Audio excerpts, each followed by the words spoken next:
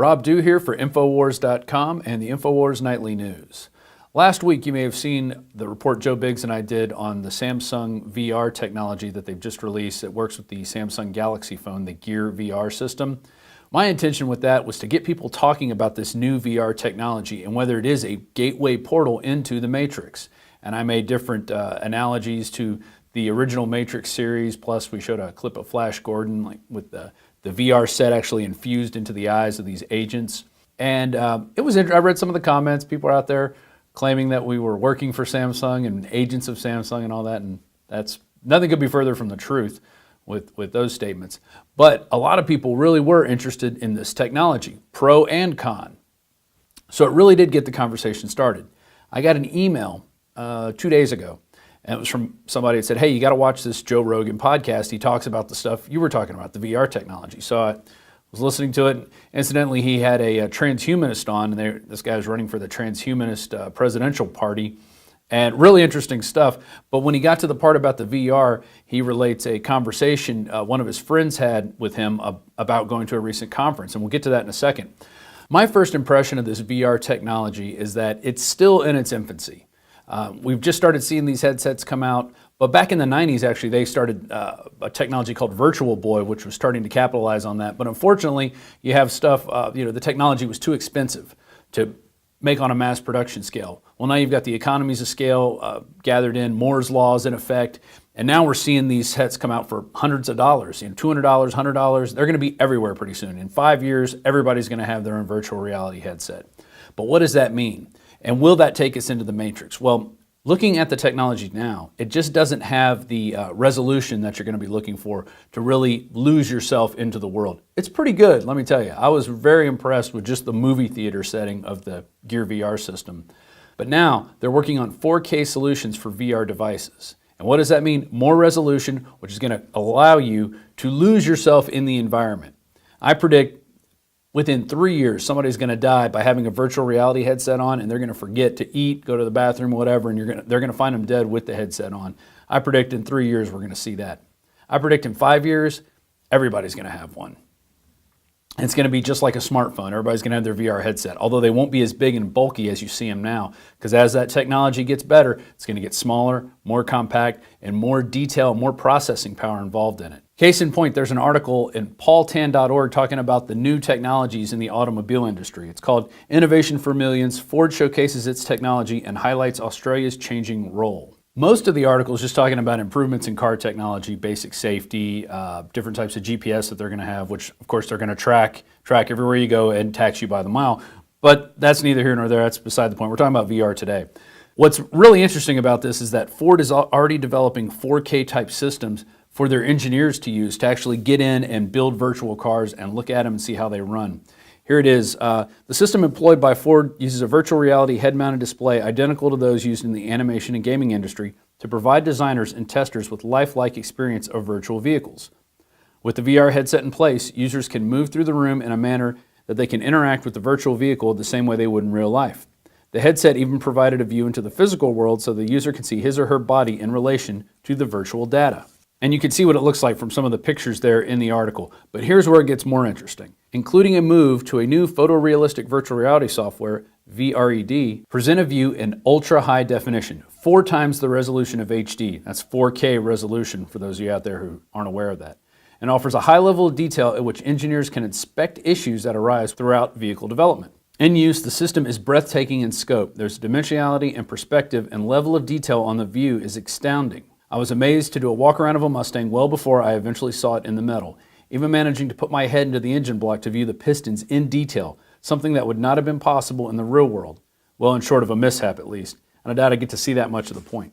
So now this 4K technology is just starting out in its infancy. Engineers are using it. It's just a few years down the line, it's going to be in consumers' hands. And that's when I think you're going to start seeing these people immersing into these lives, into their altered lives online in gaming worlds like World of Warcraft. You can see people using this and just really immersing themselves into technology, laying back, becoming a piece of furniture, essentially. A virtual reality piece of furniture living in a world. Now let's get back to that Joe Rogan interview. Here's Joe describing his friend who went to a virtual reality conference. When I saw this, I was totally blown away. Here it is. there's going to come a point in time where we will be able to create some sort of a virtual life that is absolutely indistinguishable from the life that you and I are experiencing right now. If that's the case, how do we know we're not already in it? I'm sure you've messed around with Oculus Rift. I have. I haven't tried the new one. I tried. My friend Duncan he's got the old model, and now he has a new model. He has the developer's kit, and the old one I put on, it was all pixelated and weird. He went to some sort of a virtual conference that they had in Los Angeles, and he called me up just ranting and screaming, "It's over, man! This is bigger than the printing press. This is bigger than the internet. This is going to be reality." And he was just freaking out, so much so that I'm scared to go and try this headset on. But he was talking about going into some virtual room where there's a person playing the piano, and you interact with them and you feel like you're in the room with them. And he said it was the freakiest thing he's ever experienced in his life because it's all in like 4K, HD, super, like really, really clear video. A couple other articles I want to mention. One from VR Focus. Oculus eye tracking might not work with Rift until 4K displays are utilized. So they're already talking about 4K too with the Oculus Rift. So it's not going to be long before they're going to be having eye tracking software installed in that one, looking at where you look and how you move, and that's how you're going to control these systems. Another article asks, why is virtual reality happening now? People have been talking about this, building devices for years. Back in the mid-90s, they even mentioned the Virtual Boy back in 95. Why are they buying the Oculus Rift now in 2015? Well, because the detail is getting there and it's getting close to real life, and with the 3D aspect of it, it's just waiting to invite people into the Matrix. But I think being able to take off the helmet and put it down and walk away from it, that's not what the system wants. The system wants to immerse you into this world. And the way they're going to start doing it is with implants. It's going to be starting off with a chip in your hand, and then it's going to move to an implant in the back of your neck, and then maybe one behind your eye. And pretty soon, all you have to do is close your eyes and pull up a menu, and you're going to be in your virtual reality world sitting on your couch. Mark my words, it's going to happen. Here's an article from Fox News. Is there a microchip implant in your future? This is talking about those RFID little grain of rice implants that people are putting into their arms. Science fiction author Larry Nevin says this should be a matter of individual choice, but fighting crime should be much easier using chips. And he says that he supports chip implantation for security reasons, but says it should be an opt-in measure. That's right. They always say it's an opt-in measure at first, and then a few years down the road, now you have to take it. Now every kid that's born is going to get a chip, so they can track your health history, everything about you, your location. But of course, the NSA would never use this for nefarious purposes, right? And then he ends the article with saying, well, at least it's better than having a barcode stitched into your forehead. You know, it is better than having a barcode stitched into your forehead, but not by much. I mean, it's still Big Brother coming after you. One group that is really getting into this microchip culture is the Swedes. In fact, here's some clips I'm going to show you from a TV show. They did a morning show where they got two of their hosts, or I think it was a host and a guest, to implant a microchip under their skin in the hand. The one that you've been seeing around, the Verichip. All these chip companies that are out there making these things, now they're trying to bring it into the modern world, into the fold, make it part of the culture. Here we have the BBC article, The Rise of the Swedish Cyborgs. And all these chips are basically RFID, which is radio frequency identification chip. So the chip doesn't have a battery per se in it, but it gets its power from the different radio waves. Whenever it goes in front of a transmitter, it'll actually pick up and ping that transmitter saying, hey, I'm here, here I am, and that's how they work.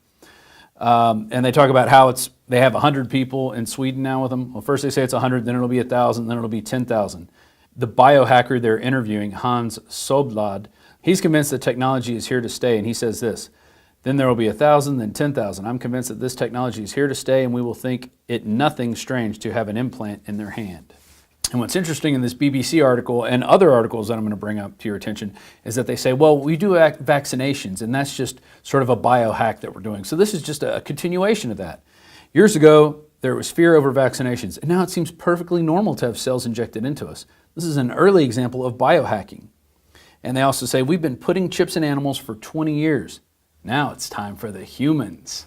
That's right, so they can track you wherever you go because you're just an animal to them. You're part of the human resource that they need to keep this planet powered and going. Here's another article. I'm among the first Swedes with a microchip. And this is Emilat Lantz. She's 25 and she got a microchip in her hand. Well, it was just last month, in fact, November 18th, 2014. I don't feel, though, as this is the future, this is the present. To me, it's weird that we haven't done this sooner, she tells the locals. So this is part of the mind control to get you into it. You need to have that chip, because that's the first step of getting you in. There is evidence that the number of chip wearers in Sweden is growing rapidly, and they say right now there's 100 people. But as we've seen, that as they bump up the PR campaign of this, those numbers are going to grow and grow and grow. Here's another article out of the Singularity Hub.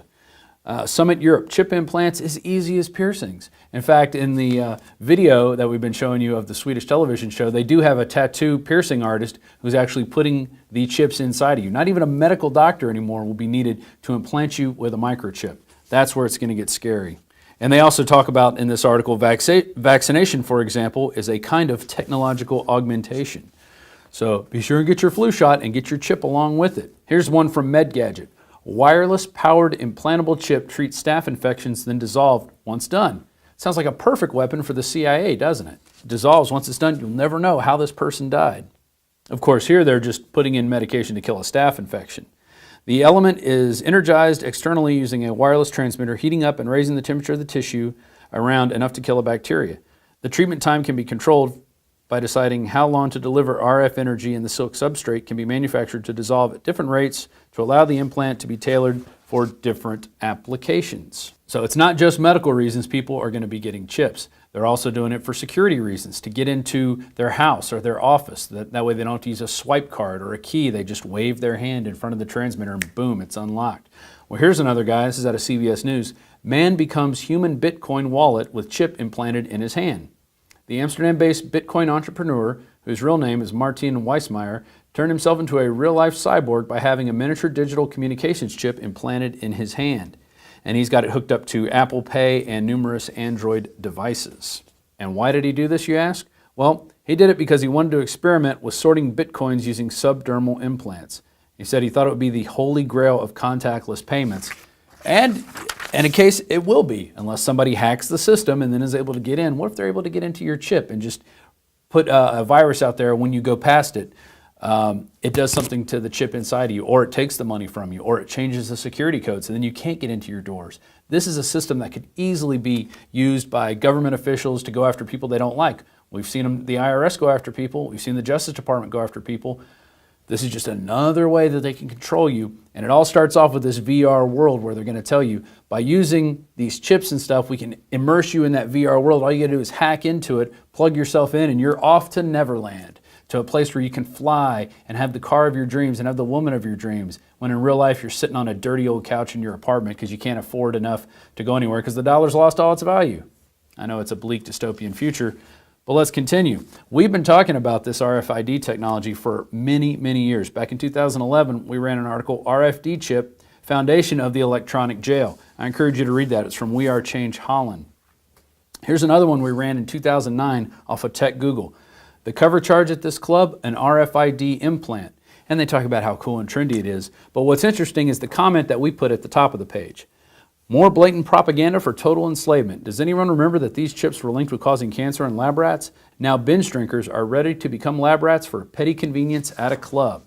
And then back in 2004, here's another article from prisonplanet.com. Baja Beach Club in Barcelona, Spain launches microchip implantation for VIP members. Baja Beach Club owner Conrad Chase wanted something unique to identify his VIP patrons. After brainstorming, he came up with the idea to implant his VIP members with a Verichip implantable microchip. This is back in 2004. Okay, this isn't 2015, 2004, over 10 years ago. Here's how their website described the VIP area. Check this out. We have a special zone at the Baja Beach Club where only VIPs are allowed. See there, it's trendy. You can't get in if you don't have this, which has various exclusive services for these members. We are the first discotheque in the world to offer VIP Verichip using an integrated embedded microchip. Our VIPs can identify themselves and pay for food and drinks without the need of any kind of documentation, i.e. an ID. So what does this mean to you? This VR thing is heating up. And like I said, I predict in the next 3 years you're going to have somebody die with the VR system on their head, lost in their virtual world. They've forgotten to eat, they've forgotten to sleep, they've forgotten to go to the bathroom. Something's going to happen, or they're going to walk into something like a moving car or off of a building. It's going to happen. We've already seen people die from playing video games for too long, and that's just a screen in front of you that you can get up from any time. Imagine having the device over your head enclosing you and you not being able to do anything about it. Okay, and then I predict within 5 years, these things are going to be ubiquitous as cell phones. Everybody's going to have a VR system set up in their house, their own private holodeck where they can call up any activity or inspiration that they can think of. It'll be programmed in. You can download them from the web.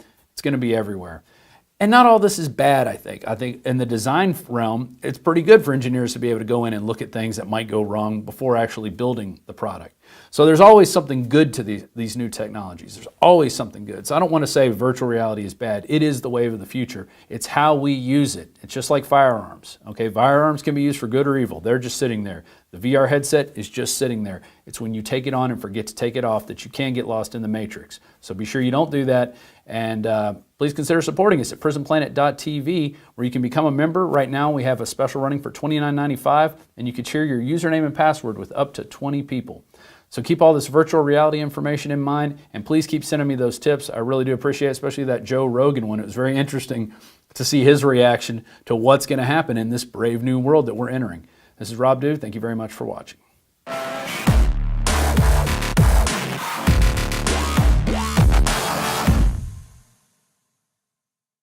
Every year we make resolutions to lose weight and get in shape. And the truth is, it's hard, even with diet and exercise, because of toxic food in our environment that is stressing our bodies more than ever before. Working with experts in nutrition and biochemistry, I found that super high-quality nutraceuticals, in addition to my diet and exercise, were the answers that synergistically worked. I could see the drastic changes every day with the amount of weight I've lost, my increased stamina, and more of a twinkle in my eye. That's why we are now so excited to launch the Infowars Life Resolution Pack, combining 3 essential formulations: oxygen-based cleanser Oxy Powder, the Secret 12 bioavailable vitamin B12, and your choice of super female or super male vitality. Now all available at a discounted price to you and your family to bring in the new year and make 2015 a true success. That's InfoWarsLife.com or 888-253-3139. 2015 is the year to do it, and it all starts at InfoWarsLife.com.